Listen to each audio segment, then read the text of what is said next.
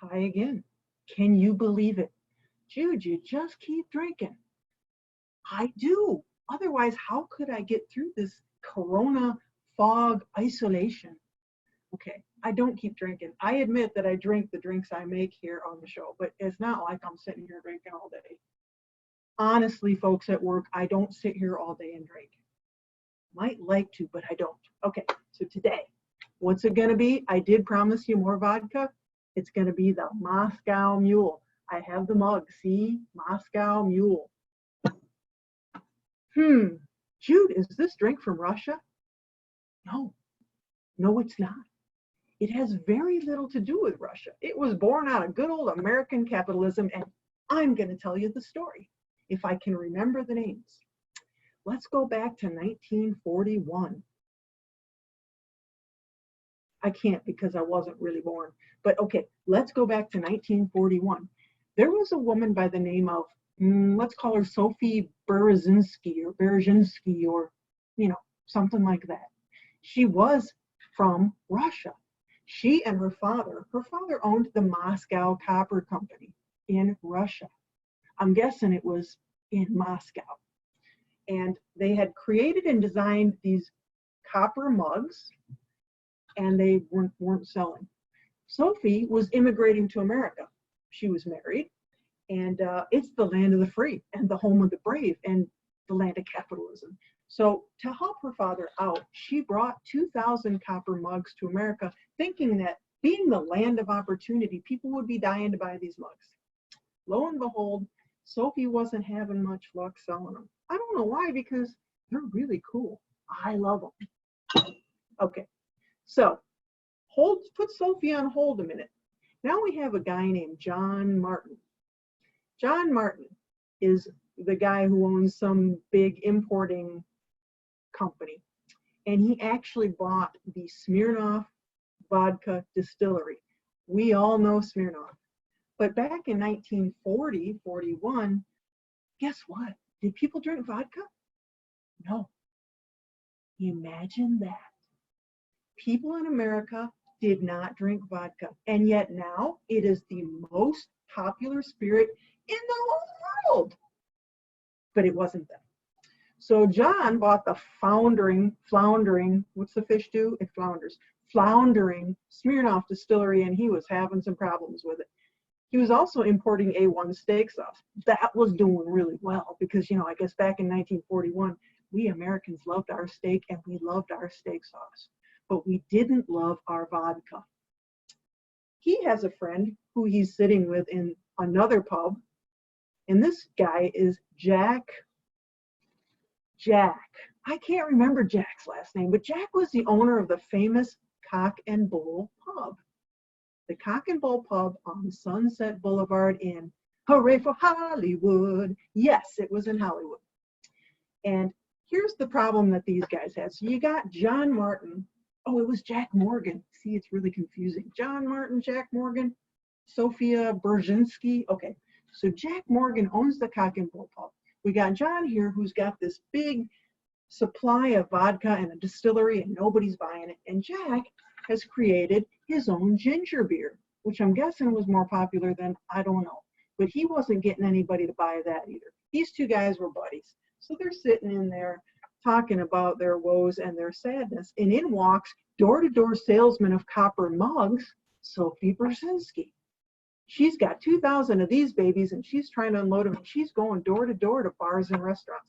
These two guys are sitting in there, and according to Sophie, hours and hours of conversation about how three capitalists can come together and create a drink that now we rave about. We couldn't live without it. Well, I could live without it, but it's really a good drink. So you got, how do we take the spiciness of the ginger beer and the punch of the alcohol and the perceived ice coldness of the copper mug and get a really great drink? So they tried and failed and tried and failed, and eventually they hit a home run. That's a very American phrase because it's a baseball reference with the Moscow Mule. They called it the Moscow Mule because it comes in a Moscow copper mug. Now, you do not have to have one of those to make this drink, but it really looks cool. The other reason I'm a little concerned is they say those are my mother's friends. You know, Judy, you know what they say. She used to say that to me when she wanted me to do stuff. You know what they say? And I finally said, hey, Ma, who are they? I'd like to meet them. She goes, you know, those people that say everything. Well, they say that if you drink enough out of a copper mug that, you know, you get poisoned. But, you know, I'm going for it. So there are a lot of copper mugs on the outside that are not copper on the inside. But you know what? I'm gonna take a big risk here. You know what? And if I drop dead here, please remember me in your prayers. Okay, that's the history of the Moscow Mule. It's a lovely summer drink. Now I'm going to have to tell you how to make it, right? So the traditional recipe calls for crushed ice. I have some crushed, some cracked. Why do I not normally like to use crushed ice? Because it melts faster. And I can't stand a watery drink. But I've got some cracked down here. And like I said, you know, in other episodes, I'm sure you've watched them all, that if you put a lot of ice in there and keep that cold, it won't melt as quickly. I've actually put the mug in the freezer. So I'm going to pour down, see, a lot of my kind of crushed and cracked ice. That's not going to work too well, is it? Yeah, well, actually. Okay, there. This is not a bar, fans. This is Judy using her hands for everything. Okay, so there we've got a mug full of kind of ice, crushed, cracked, or whatever. The first thing we're going to want to put in there is our vodka. Basically 2 ounces of vodka. Okay, then we're going to do about 1 ounce of lime juice, a fresh lime. Now, while I'm pouring my vodka, which again, I don't usually measure, but I'm doing for you folks, so 2 ounces of that baby. Okay, I'm using Grey Goose again, not from Russia, from France, because it's what I have, and I guess that's good.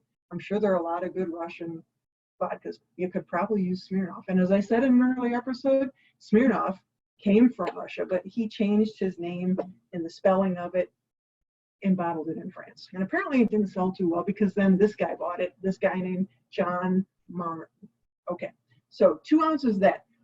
Then about the equivalent of half of a squeezed lime. We are not going to buy that pre-squeezed stuff in the stores, are we? No, Jude, no, we would never do that. Because you know why? It's crap. It doesn't taste good. You know what? A lime's like what? 40 cents, 50 cents. Prices are going up, I do notice. And you can use the other half for a garnish. Ooh, it's a little bit bigger than my little thing. We're going to have a little malfunction here, but let's see how it works. So we're going to squeeze that lime in there. Boy, it'd be nice if there were.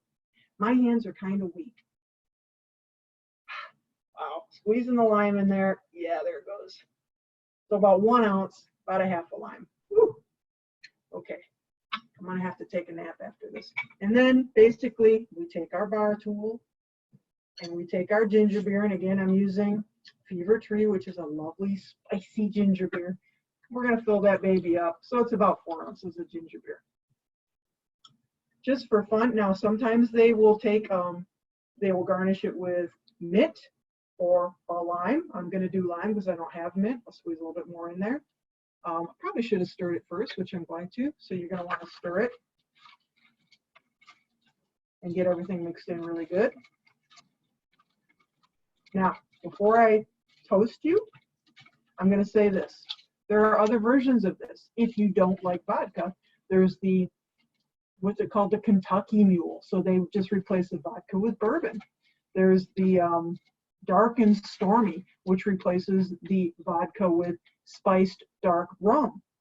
There are all sorts of them. There's one like the Mexican Mule, which is replacing the vodka with tequila. So obviously, this drink is pretty interchangeable. But the original, we're going to toast and say, Nostrovia to Sophia Brzezinski and her copper mug, Jack Morgan at the Cock and Bull, and John Martin, the Smirnoff importer, distillery owner, who in 1941 came together and created a fabulous drink called the Moscow Mule. Remember, you don't need the mug. You can use just a regular rocks glass, but the mug is really cool. Cheers. Salute.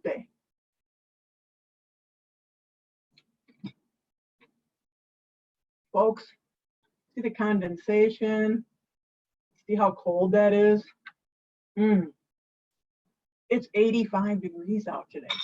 So like for you guys over in Europe, that's like, you know, the high 20s, pretty hot. And this is the ticket. This drink is a ticket. Let me encourage you to make one. It's a piece of cake. Even my brothers could do it. Yes, Tom, you. Okay, guys. See you next time on Boozin' with Jude. Have a good one.